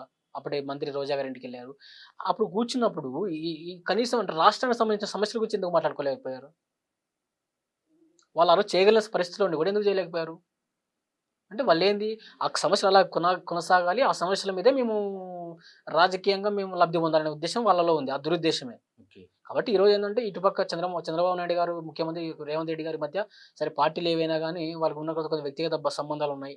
అటు వాళ్ళు గూడా మొన్న కూర్చొని అధికారుల యంత్రాంగాలు కూడా ఇక్కడ హైదరాబాద్ వేదికగా కూర్చొని దాని గురించి డిస్కస్ చేశారు. కొంచెం కొన్ని కొన్ని విషయాలు కొంచెం పాపకాలికంగా ఇవి ఉన్నాయి కాబట్టి ఖచ్చితంగా సా సాలోచనగా ముందుకెళ్తారు అని చెప్పి తెలియజేసుకుంటా ఉన్నాను. ఇప్పుడు కూటమిగా ఉన్న ప్రభుత్వం టీడీపీ, బీజేపీ వాళ్ళు జగన్‌ని సీబీఐ కేసుల్లో లోపలికి పంపియాలని చూస్తున్నారు. ఎ ఎందుకని? ఇందాక చెప్పా గదండీ! నేను చెప్తున్నా. ఇక టీడీపీ వాళ్ళనుకుంటేనో, భారతీయ జనతా పార్టీ వాళ్ళనుకుంటేనో, జగన్ మీద టార్గెట్ చేసి ఇంకోటి చేస్తాను గదా! చట్టం ముందు ఎవరైతే వాళ్ళు నేరం చేశారని నేరారోపణ రుజువైతే, ఓకే. అక్కడ జగన్మోహన్ రెడ్డి గావచ్చు, ఒక సామాన్యుడు గావచ్చు, ఎవరైనా గావచ్చు, నిన్న అల్లు అర్జున్ గావచ్చు, ఎవరైనా గావచ్చు. ఓకే. నేరారోపణ రుజువైతే ఖచ్చితంగా వాళ్ళు శిక్ష అనుభవించాల్సిందే. ఓకే. ఇది పర్టిక్యులర్‌గా ఎవరో కక్ష కట్టి చేయాల్సిన అవసరం లేదు. ఎందుకంటే ఇక ఏదైతే వ్యవస్థలు ఏవైతే ఉన్నాయో సీబీఐ గావచ్చు, ఈడీ గావచ్చు. ఫర్ ఎగ్జాంపుల్ చెప్పాను గాలి జనార్దన్ రెడ్డి గారు ఏ పీరియడ్‌లో ఇదయ్యారు? మైనింగ్. మైనింగ్ విషయంలో, ఓబులాపురం మైనింగ్ విషయంలో. ఆ రోజు మరి ఆ రోజు కేంద్రంలో నుండి భారతీయ జనతా పార్టీ సపోర్ట్ చేయలేదే. మనాతన అనేది ఏముండదండి. ఖచ్చితంగా ఎవరు పడాల్సిన శిక్ష వాళ్ళకి పడుతది. గాలి జనార్దన్ రెడ్డి గారు మరీ బీజేపీలోకి వచ్చారు కదా! మరి అట్లా అవుతే. ఆ! మరి ఎందుకు జాయిన్ చేసుకుంది అట్లా? అవినీతి పరుడే అని మీరు అంటున్నారు కదా! ఆ! నేనేమంటున్నానంటే ఆ! అవినీతి పరుడు అనే విషయం ఓకే. ఇప్పుడు ఓకే. అవినీతి పరుడు లేకోకుండా ఖచ్చితంగా అదేందనేది చట్టం నిర్ణయించేస్తది. ఆ! నేనేమంటున్నానంటే అండి, అది మీరన్నట్టు టార్గెట్ చేసి వేరే వాళ్ళనే చేస్తది. వీళ్ళ వాళ్ళని చేయదనే అనేది చెప్పారు కదా! దానికోసం చెప్తున్నా. ఓకే. అక్కడ గాలి జనార్దన్ రెడ్డి కావచ్చు, జగన్మోహన్ రెడ్డి కావచ్చు, ఇంకొకరు వేరే ఎవరైనా కావచ్చు. ఖచ్చితంగా ఎవరైనా నేరం చేశారని రుజువైతే ఖచ్చితంగా వాళ్ళు కట్టకట్టలో వెనకెళ్లాల్సిందే, శిక్ష అనుభవించాల్సిందే. ఓకే. అంతే. ఏపీలో జగన్ ఓడిపోవడానికి షర్మిల కూడా ఒక కారణం అనేసి కేతిరెడ్డి వెంకటరామరెడ్డి గారు అన్నారు. అది ఎంతవరకు నిజం? అంటే ఆడలేక మధ్యలో కూడా అని చెప్పేసి తెలంగాణ సమాజంలో మనకొక సామెత ఉంటదండి. హుహు. వీళ్ళన్నీ స్వయం కృతాపరాధాలు చేసుకుంది వీళ్ళు. ఓకే. షర్మిల గారు ఏదంటే కర్ణుడి చావుకి 100 కన్నాలండి. కానీ ప్రధానంగా ఏందంటే ప్రజా విరంచక పాలన చేయడము, ప్రజా సంక్షేమాన్ని గాలికి వదిలేయడము, ఈయన తాడేపల్లి ప్యాలెస్‌కి పరిమితం కావడము, ఇక్కడ ఎమ్మెల్యేలు సామంతాలుగా బిహేవ్ చేయడము, యొక్క ప్రజల యొక్క సాధక బాధకాలు మర్చిపోయి వీళ్ళ యొక్క ధనార్జన, అక్రమార్జన దాంట్లోనే కానీ వీళ్ళకి శాండు, మైను, వైను ఇది తప్ప దీని మీద వేరే మీద ఇది లేదు. ఓకే. యావ లేదు. ప్రజల్ని గాలికి వదిలేసారు. వాళ్ళ టైం వచ్చింది ప్రజాక్షేత్రంలో, ప్రజా కోర్ట్‌లో తీర్పిచ్చారు. ఓకే. 101 సీట్ల అఖండ మెజారిటీ నుంచి టప్‌మని చేసి ఈరోజు ప్రతిపక్ష హోదా కూడా రాని పరిస్థితి కుదిరాను. ఇదంతా కూడా ఏందంటే జగన్మోహన్ రెడ్డి పనితీరు అంతే. ఓకే. దానికి షర్మిల గారంటే నువ్వు చెప్పావు నీ అక్క చెల్లెమ్మలా చూసుకున్నాను. నీ సొంత చెల్లెల్ని నువ్వు న్యాయం చేయలేనోడు రాష్ట్రానికి ఏం న్యాయం చేస్తావు అనేది అదేంది? ఆమె ఏం చెప్పింది షర్మిల గారు సరే irrespective of political parties, irrespective of political policies మా మా మా మా ప్రత్యేక పార్టీనే కావచ్చు. కానీ ఏంటంటే ఒక చెల్లెలిగా నువ్వు నీ చెల్లెలికి నువ్వు చేయాల్సిన న్యాయం నువ్వు చేయకుండా నువ్వు అన్యాయం చేసావు. అది ప్రతి ఊర్లో, ప్రతి పల్లెల్లో అందరికి అక్క చెల్లెమ్మని గుర్తించలేరా? తగిన బుద్ధి చెప్పారంతే. హుహు. పవన్ కళ్యాణ్ లేకుంటే బీజేపీ వాళ్ళు పవర్‌లోకి వచ్చేవాళ్ళేనా ఏపీలో? అంటే పవర్ అనే విషయం కొద్దిసేపు పక్కన పెడితే ఖచ్చితంగా హ్మ్. ఈ యొక్క 2024 ఎలక్షన్‌లో తెలుగుదేశం పార్టీ, బీజేపీ కలవడానికి, ఈ కూటమి ఏర్పడడానికి ప్రధానమైన కారణం పవన్ కళ్యాణ్ గారని చెప్పడానికి ఇది నేనే గాదు, నారా చంద్రబాబు నాయుడు గారైనా గానీ, మిగిలిన నాయకులు ప్రతి ఒక్కరు కూడా చెప్పారు. ఇదే జగన్ గవర్నమెంట్ పవన్ కళ్యాణ్‌ని దత్తపుత్రుడు అనింది చంద్రబాబు నాయుడు. అది ఎంతవరకు మీరు సమర్థిస్తారు ఆ విషయాన్ని? కాదండి. పవన్ కళ్యాణ్ గారు చంద్రబాబు నాయుడు దత్తపుత్రుడు గాదు. పవన్ కళ్యాణ్ గారు అంజనీ పుత్రుడు. ఎలా? అంజనీ పుత్రుడు వాళ్ళ అమ్మగారు అంజనమ్మ గారు. వారి పుత్రుడు మాత్రమే ఆయన. ఓకే. చంద్రబాబు నాయుడు దత్తపుత్రుడు, ఇంకో దత్తపుత్రుడు కాదు. ఆయన ఏం చేశాడు?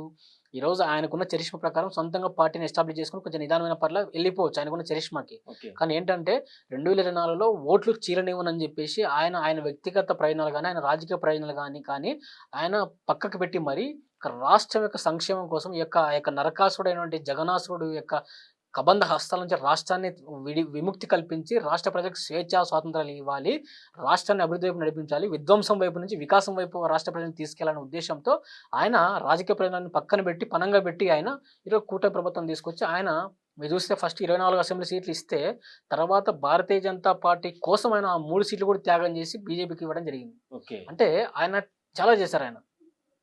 ఓకే. అంటే ఇవన్నీ కూడా ఆయన వ్యక్తిగత స్వార్థం కోసం కూడా ఆయన ఏ డబ్బుల కోసం అమ్ముకునే విధానం కాదు. నూటికి 100 ఆయన రాష్ట్ర సంక్షేమం కోసం ఆయన పనిచేశారు. నిజంగా అంటే అలాంటి నాయకత్వాన్ని నేను అభినందిస్తా ఉన్నా. ఓకే. ఇన్ని సీట్లు వదులుకున్నారు కదా పవన్ కళ్యాణ్ గారు, ఇన్ని త్యాగాలు చేశారు కదా, మరి ఇన్ని త్యాగం చేసిన పవన్ కళ్యాణ్ గారికి మీరు ఏమి అంటే కేంద్ర ప్రభుత్వంలో ఏ పదవి ఇస్తారు? అంటే ఆల్రెడీ ఆయన మీకు ఉప ముఖ్యమంత్రి నాడు 4-5 ఆహా. శాఖలు ఇచ్చేస్తున్నాడు. ఈరోజు చూసినట్టయితే మీరు చూస్తున్నారు ఇప్పుడు గౌరవం అంటే ఏదో డబ్బులు ఇవ్వడమో లేకపోతే ఏదో పదవి ఇవ్వడమో ఇది కాదు కదండి. ఆల్రెడీ ఆయన రాష్ట్ర ఉప ముఖ్యమంత్రి. ఆయన మాటకు వాల్యూ ఇచ్చే భారతీయ జనతా పార్టీ కూటమిలో జాయిన్ అయింది. మీరు అది గుర్తించాలా. ఓకే. అది గుర్తించాలా. అదే విధంగా ఈరోజు చూసినట్టయితే మన ఢిల్లీకి వెళ్ళాడు. అదే ఆంధ్రప్రదేశ్కి వచ్చినాడు కానీ ప్రమాణ స్వీకారం రోజు కానీ మీరు చూస్తే పవన్ కళ్యాణ్ గారిని ఏ విధంగా హక్కును చేర్చుకుంటున్నారు ప్రధానమంత్రి మోడీ గారు. ఆ వేదిక మీద 2 చేతులు పవన్ కళ్యాణ్ గారి చిరంజీవి గారి 2 చేతులు పైకెత్తి ఇవ్వడం కానీ, అదేవిధంగా వాళ్ళని దగ్గర తీసుకునే విధానం కానీ, ఢిల్లీకి వెళ్తే అపాయింట్మెంట్ లేకుండా దగ్గర తీసుకొని మాట్లాడడం కానీ, ఒక ప్రధానమంత్రిని దగ్గరికి వెళ్ళినప్పుడు కానీ, ఇవన్నీ మీరు చూస్తే ప్రధానమంత్రి నరేంద్ర మోడీ గారు కానీ భారతీయ జనతా పార్టీ కానీ పవన్ కళ్యాణ్ గారికి ఏ విధమైన ప్రాధాన్యత ఇస్తా ఉంది అనేది మీకు అందరికి కళ్ళగడుతూ ఉంది. ఓకే. ఇదంతా ఏదో లోపల జరుగుతుంది కదా, బహిరంగంగా జరుగుతుంది కదా. మరి ఇదే పవన్ కళ్యాణ్ గారు లేకపోతే ఒకవేళ టీడీపీతో మీరు పొత్తు పెట్టుకునేవాళ్ళు పవన్ అంటే అంటే ఈ విషయంలో మా రాష్ట్ర నాయకత్వం కూడా కలిసి వెళ్ళాలనే ఆలోచన ఉండిందని నేను అనుకుంటా ఉన్నా. దానికి వారధిగా పవన్ కళ్యాణ్ గారు ఉన్నారు, ఖచ్చితంగా ఉండినారు. అంటే ఖచ్చితంగా రాజకీయ కేంద్రంలో అమిత్ షా గాని నరేంద్ర మోడీ గారు కానీ ఏ మాత్రం చొరవ చూపలేదు అసలు టీడీపీ గవర్నమెంట్ నమ్మడానికి. ఎందుకంటే 2014లో ఒక్కసారి జత కట్టి ఎంతో పెద్ద తప్పు చేశామనేసి చాలా మంది అన్నారు. అంటే సహజంగా ఏంటంటే అండి, కొంచెం పక్కకెళ్ళి మాట్లాడిన మాట ఏంటంటే ఇప్పటికి కూడా స్టిల్ తెలుగుదేశం పార్టీతో జత కట్టడం భారతీయ జనతా పార్టీలో కూడా కొంతమందికి ఇష్టం లేదు. అదేవిధంగా తెలుగుదేశం పార్టీలో కూడా చాలా మందికి బీజేపీతో ఉండడానికి కూడా ఇష్టం లేదు. ఒక మాట ముందుకు వచ్చి మాట్లాడితే ఏమవుతుందంటే చాలా వరకు కూడా ఈ యొక్క కూటమి ఎలక్షన్స్లో జరిగినప్పుడు చాలా నేను అబ్జర్వ్ చేసిన కంటే కొంతమంది నాయకులు భారతీయ జనతా పార్టీ కండువా కానీ ఫ్లెక్సీలో ఫోటో వేయడానికి ఇది భయపడ్డారు. వై బికాజ్ అంటే మాకు మైనార్టీ ఓట్లు ఎక్కడ దూరం అవుతాయో అనే ఉద్దేశం తప్ప. ఇదే టీడీపీ వాళ్ళు చాలా మంది అన్నారు అసలు బీజేపీ గవర్నమెంట్కి మనం ఎందుకు అన్ని సీట్లు ఇవ్వాలి, అసలు వాళ్ళకి ఏ మాత్రము ఓటు శాతం లేని బీజేపీ గవర్నమెంట్కి మనం అన్ని సీట్లు ఇవ్వాలి అనేసి టీడీపీ వాళ్ళు అన్నారు. ఎన్ని సీట్లు ఇచ్చారండి? ఇచ్చారు కదా 175 సీట్లు 10 సీట్లు ఇచ్చారు. 10 సీట్లు ఆ 10 సీట్లు మేము 100 అడిగామా? ఇంకోటి భారతీయ జనతా పార్టీ కేంద్ర ప్రభుత్వం కానీ నరేంద్ర మోడీ గారి సహకారం లేకపోయి ఉంటే ఈరోజు మీరు జగన్మోహన్ రెడ్డి గారు మిమ్మల్ని నామినేషన్ వేసి ఇచ్చేవాడా? లోకల్ బాడీ ఎలక్షన్స్లో అదే విధంగా చూసుకున్నట్టయితే మనకు నామినేషన్ కూడా అయిపోలేదు. ఎంపీటీసీ ఎలక్షన్స్ కావచ్చు, ఇంకోటి కావచ్చు. కేంద్ర ప్రభుత్వం అంటే ఎన్నికల సంఘం మరి ఏం చేస్తుంది అంటారు అప్పటికి? అంటే నామినేషన్ ఇవ్వకుండా ఎన్నికల సంఘంకి చర్యలు తీసుకునే అవకాశం ఉంది కదా మరి. అంటే అదే కొంచెం విధ్వంసానికి పాల్పడతాడు, కొన్ని రౌడీ చర్యలు చేస్తారని చెప్పి ఒక భయోత్పాతమైన వాతావరణం కలిగించారు. ఎందుకంటే ఒక లోకల్ బాడీ ఎలక్షన్స్ టైంలో అంత భయానకమైన వాతావరణం సృష్టించాడు, నామినేషన్ లేకుండా అడ్డుకోవడం కానీ ఆ లోకల్ నాయకులు కానీ. కాబట్టి రేపొద్దున సాధారణ ఎన్నికల్లో కూడా 2024 జనరల్ ఎలక్షన్లో కూడా ఏ విధమైన వాతావరణం ఉంటుందో, జగన్మోహన్ రెడ్డి ఎంతటి విపరీతమైన కార్యక్రమానికి కూడా ఒడి కడతాడేమో అనే ఉద్దేశంతో భారతీయ జనతా పార్టీ ఉంటేనే మనకు అన్ని విధాలా కూడా బాగుంటుంది. అదేవిధంగా మనం కూడా భారతీయ జనతా కలుపుకొని వెళ్ళాల్సిన అవసరం ఉంది. రేపొద్దున కేంద్ర ప్రభుత్వంలో ఖచ్చితంగా నరేంద్ర మోడీ గారి నాయకత్వంలో ప్రభుత్వం ఏర్పడుతుందని చెప్పేసి మనస వాచ కర్మన త్రికరణ శుద్ధిగా చంద్రబాబు నాయుడు గారు నమ్మినారు. కాబట్టే రేపొద్దు మన కేంద్ర ప్రభుత్వ సహకారం ఉండాలనే ఉద్దేశంతో నరేంద్ర మోడీ గారితో ఉన్నటువంటి భారతీయ జనతా పార్టీ కలుపుకోవడం జరిగింది. ఓకే. గాంధీ వయనాడులో గెలిచిందనమాట. So Priyanka Gandhi same as వాళ్ళ అమ్మమ్మ మాదిరి చూస్తున్నారు. ఎంతవరకు 100% మేము కూడా అదే చెప్తున్నామండి. వాళ్ళ నాన్నమ్మ గారి లాగానే పోలికలు ఉన్నాయి. రేపొద్దున ఇందిరాగాంధీ గారి ప్లేస్‌ని రేపొద్దున కాంగ్రెస్ పార్టీలో ఫిల్ చేస్తది అని చెప్పి అంటున్నారు. మేము కూడా అదే చెప్తున్నాం.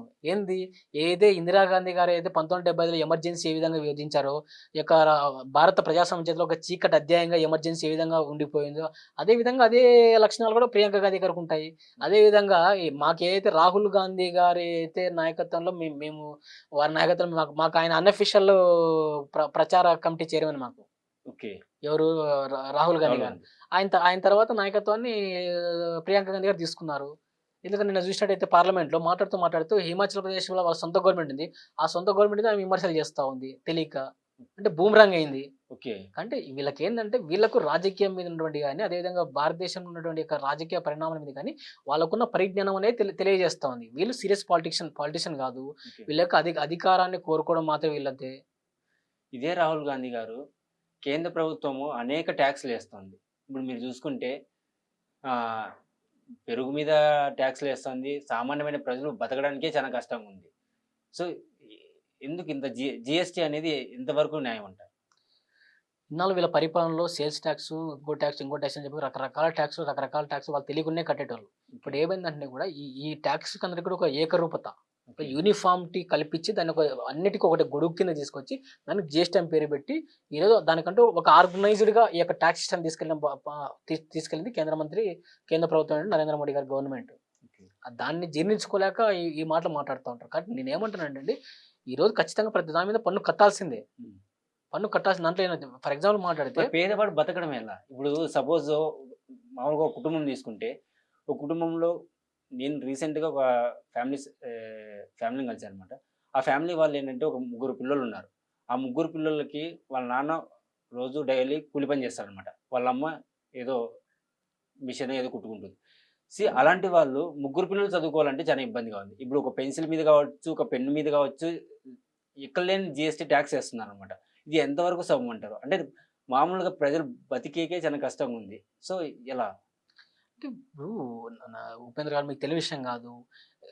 ఇది నరేంద్ర మోడీ గారి ప్రభుత్వమనే కాదు. ఏ ప్రభుత్వమైనా కూడా ప్రభుత్వం నడిచేదే ప్రజల కంటే పన్నుల మీద నడుస్తది. హ్మ్. ఖచ్చితంగా ప్రతి ఒక్క ప వస్తువు మీద గాని పన్ను వేయాల్సిందే. వేయకుండా ఏ ప్రభుత్వం నడుస్తది? ఇప్పుడు రాహుల్ గాంధీ గారు ప్రధానమంత్రి అయితే పన్నులు లేకుండా పాలన చేస్తా అని చెప్పండి. ఒక స్టేట్మెంట్ ఇవ్వమని చెప్పండి. ఇక్కడ ఏమైందంటే కేంద్ర పన్నులు ఉండే చిన్నగా అయితే అదే రాష్ట్ర పన్నులు యాడ్ చేసి ఫర్ ఎగ్జాంపుల్ మీకు చెప్పినట్టయితే మీకు దీనికి ఒక ఎగ్జాంపుల్ చెప్తా. గత ప్రభుత్వంలో జగన్మోహన్ రెడ్డి గారు పెట్రోల్ 100 దాటిచ్చారు. దాంట్లో ఏందిరా అంటే మీరు నిజంగా పెట్రోల్ అంటే ఏదైనా మంచి పని జరిగితే వీళ్ళు, ఏదన్నా పెరిగింది ఏదైనా నెగిటివ్ అంశం వస్తే కేంద్ర ప్రభుత్వం నరేంద్ర మోడీ గారు. ఇప్పుడు మీరు పెట్రోల్ మీద ₹42 స్టేట్ ట్యాక్స్ వేశారు అప్పుడు. ఓకే. మీకు నిజంగా ప్రజల మీద ప్రేమ ఉంటే మీరు దాన్ని తగ్గించాలి కదా. మీ స్టేట్ ట్యాక్స్ మీరు తగ్గించొచ్చు కదా. ₹42 ఓకే. ఓన్లీ స్టేట్ ట్యాక్సే. సరే మీకు నిజంగా ప్రజల మీద అంత ప్రేమ ఉంటే మీరు ఆ పెట్రోల్‌ని తీసుకెళ్ళి జీఎస్టీలకి చేర్చమని చెప్పి మీరు ఒక కేంద్ర ఆర్థిక శాఖ మంత్రికో, ప్రధానమంత్రికో ఒక లేఖ రాయండి. ఓకే. అంటే భారతీయ జనతా పార్టీ మీద, నరేంద్ర మోడీ గారి మీద అంటే వదిలేస్తే ఇదంతా నరేంద్ర మోడీ పెంచేసినాడు. హ్మ్. వీళ్ళంతా శుద్ధపూసలు. లైక్ ఇప్పుడు నరేంద్ర మోడీ గారు చూసుకుంటే ఆదానికి అన్ని విధాలుగా కాపాడుకొని వస్తున్నారనేసి ఒక పెద్ద రూమరే ఉంది. అది ఎంతవరకు నిజమంటారు? ఒకటండి ఈరోజు ఆదాని గారు కావచ్చు, అంబానీ గారు కావచ్చు, ఈరోజు నిన్న మొన్న 2014లోనో, 2019లోనో వాళ్ళు చిన్నగా స్టార్ట్ అయ్యి రాలేదు. మీరు చూసుకుంటే అంబానీ గారు, ధీరుభాయ్ అంబానీ గారు ఎవరైతే ముఖేష్ అంబానీ గారి నాన్నగారు ఉన్నారో పెట్రోల్ బంక్‌లో ఒక ₹80కో, ₹85కో, ₹100 అటు ఇటుగా ఒక నెల జీతంగా పనిచేసి ఈరోజు అంచనా చేసి ఈరోజు ప్రపంచంలోనే అత్యంత సంపన్నుల జాబితాలో 8వ స్థానానికి వచ్చారు. ఓకే. అంటే అంటే ఇది ఎందుకు what I am trying to say అంటే ఇది వాళ్ళ జర్నీ ఈరోజు స్టార్ట్ అయింది కాదు. అంబానీ గురించి కదా! ఆదాని గురించి. అంబానీ ఎందుకంటే గారైనా కావచ్చు. ఎన్నో ఫ్రాడ్ కేసులు ఇప్పుడు సపోజ్ అమెరికాలోనే చూద్దాము. అమెరికాలో సంథింగ్ పెద్ద కేసే నడుస్తుంది. అది మనం మాట్లాడకూడదు గాని. బట్ దాని వెనకాల మోడీ హస్తం ఉందనేసి రాహుల్ గాంధీ గారు ప్రధాన ఆరోపణలే చేశారు. అది ఎంతవరకు నిజమంటారు? ఇప్పుడు మోడీ గారికి ఏం సంబంధం ఉంటదండి? నేనేమంటున్నానంటే అదానీ గారు ఒక వ్యాపారవేత్త. హ్మ్. ఇప్పుడు పోర్టులు ఇదే గత ప్రభుత్వంలో జగన్మోహన్ రెడ్డి గారు రామాయపట్నం పోర్టు, కృష్ణపట్నం పోర్టు నిర్మాణానికి అదానీ గారికి ఇచ్చారు. ఓకే. అదే విధంగా ఇదే విషయం మీరు ఏదైతే అమెరికాలో కేసిన విషయంలో జగన్మోహన్ రెడ్డి గారు 1750 కోట్లు లంచం ఇచ్చారని కూడా వస్తా ఉంది కదా. హ్మ్. నేనేమంటున్నానంటే ఆదాని అనే ఆయన ఒక భారతీయ జనతా పార్టీ ఎంపీ కాదు, ఎమ్మెల్యే కాదు, ఒక మినిమం వార్డు మెంబర్ కూడా కాదు. ఆయనకు మాకు ఎటువంటి సంబంధం ఉంటది? ఆయన ఒక వ్యాపారవేత్త, మేము ఒక రాజకీయ పార్టీ అంతే. ఈరోజు ఒక పోర్ట్ కట్టాలి, ఒక రోడ్ వేయాలి, ఒక కాంట్రాక్టర్ కావాలి ఎవరెవరు. ఆయన దగ్గర డబ్బు ఉంది. ఆయన పెట్టి నేను కాంట్రాక్ట్ చేస్తా అంటున్నాడు. ఆయనకి ఇస్తున్నారు అంతే. దాంట్లో తప్పేముంది? ఆయన కాంట్రాక్ట్ పని చేస్తున్నాడు. ఆయన వచ్చిన డబ్బులు తీసుకుంటున్నాడు. XYZ ఈ కాంట్రాక్ట్లు ఎవరైనా చేయొచ్చు. మొత్తం అన్ని కాంట్రాక్టులు ఆదానికే ఇస్తుందంట కదా! సెంట్రల్ గవర్నమెంట్ వాళ్ళు. అవునండి. ఇప్పుడు అది కట్టే ప్రయత్నం వేరే ఒకరు రామని చెప్పండి. సరే ఆదానికి వద్దు, వేరే వాళ్ళు కట్టేవాళ్ళు రామని చెప్పండి. ఇప్పుడు అదంతా కూడా తీసుకెళ్ళి చేతిలో పెట్టడం కాదు కానీ ప్రతిదీ కూడా మనకు బిడ్స్ చేస్తారు. మనకు టెండర్లు జరుగుతాయి. ఎవరెంత తక్కువ కోట్ చేస్తారో, ఎవరెంత బాగా కోట్ చేస్తారో వాళ్ళకే ఇస్తారు. అది అదాని కావచ్చు, ఇంకోటి కావచ్చు. అప్పనంగా తీసుకెళ్ళి వాళ్ళ ఇంటికెళ్ళి నువ్వు ఇది చేయని చెప్పి ఏ ప్రభుత్వం చెప్పదు, ఏ నాయకుడు చెప్పడు, ఎవరు అడగరు అట్లా ఏ ఇది గాని. ఓకే. ప్రతిదీ అంతా కూడా ఆర్గనైజ్డ్‌గా జరుగుతది. అంతా కూడా అఫీషియల్‌గా జరుగుతది. దాంట్లో ఏముంది? ఓకే. మీరేసినా ఇస్తారు, నేనేసినా ఇస్తారు.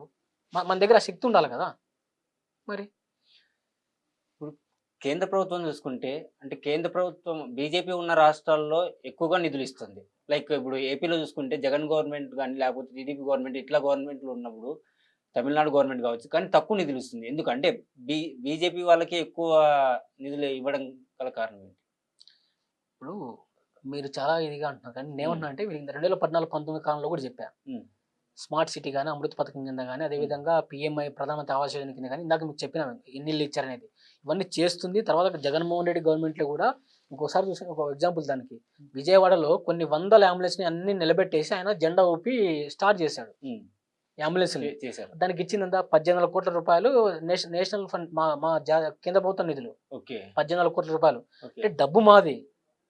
పేరు అది సొమ్ము ఒకటి సోకూడదు అంటే ఉంటుంది. అంటే ప్రతి దాంట్లో కూడా అంటే ఒక రాష్ట్ర ప్రభుత్వంలో కేంద్ర ప్రభుత్వ భాగస్వామ్యం లేకుండా నడిచే ఒక పథకం ఏదైనా ఉంటే చెప్పండి. ప్రతిది కూడా కేంద్ర ప్రభుత్వ పథకమే. ఓకే. ఇప్పుడు బీజేపీ గవర్నమెంట్ అమిత్ షానే ఏకంగా చేశారు కదా! 350 సీట్లు వస్తాయని సెంట్రల్‌లో. హ్మ్. కానీ వచ్చిన సీట్లుకి ఇప్పటికి ఎంత తేడా ఉంది. 250 సీట్లు కూడా సరిగ్గా రాలేదు. ఖచ్చితంగా అండి. మేము అంటే ఖచ్చితంగా ప్రతి ఒక్కరు కూడా ఒక టార్గెట్ పెట్టుకొని పని చేయడంలో తప్పు లేదు. ఖచ్చితంగా హ్మ్. ఆ టార్గెట్ పెట్టిన క్రమంలో నేను పలానా ఇంతవరకు నేను రీచ్ అవ్వాలని చెప్పి పెట్టుకొని పని చేస్తాం.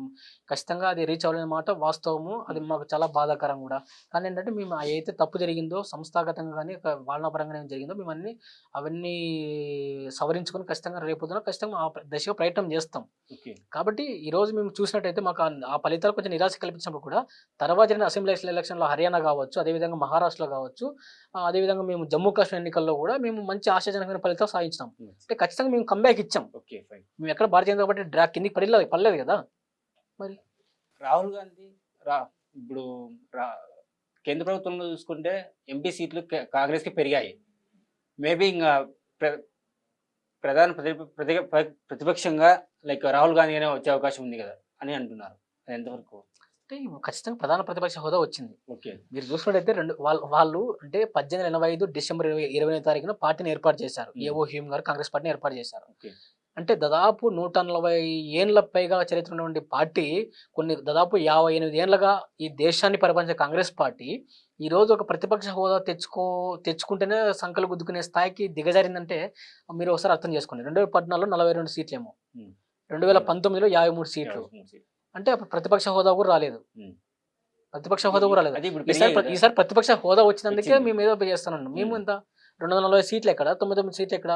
ఓకే. దాని గురించి ప్రీతం ప్రధానమంత్రి గారు లోక్సభలో మాట్లాడుతూ ఒక టీ ఒక ఒక స్కూల్ పిల్లాడు ఇంటికెళ్ళి నాకీ 99 మార్కులు 99 మార్కులు వచ్చింటే 100కి వచ్చినాయేమో అనుకున్నారు. తర్వాత తీరా చూస్తే 543 మార్కులు 99 వచ్చినాయంట అని చెప్పి 543 ఎంపీ సీట్లు ఉంటే 99 వస్తేనే సంకలు గుద్దుకొని నేను ఏదో రేపొద్దు చేస్తాను అనేది కాదు. ఖచ్చితంగా కాంగ్రెస్ ముక్త భారత్ దిశగా భారతీయ జనతా పార్టీ పనిచేస్తుంది. అదేవిధంగా క్లీన్ స్వీప్ కూడా చేస్తాను. అదేవిధంగా చూసుకున్నట్టయితే మీరు ఇప్పుడు జమ్మూ కాశ్మీర్ ఎలక్షన్‌లో తీసుకుంటే కూడా ఆ రోజు నేషనల్ కాన్ఫరెన్స్ గెలిచింది గానీ కాంగ్రెస్ పార్టీ కాదు. ఓకే. భారతీయ జనతా పార్టీ ఓడిపోయిన చోట్ల కాంగ్రెస్ పార్టీ గెలచడం లేదు. మీరు మీరు ఆ సిరీస్ ఒకసారి గమనించాలి.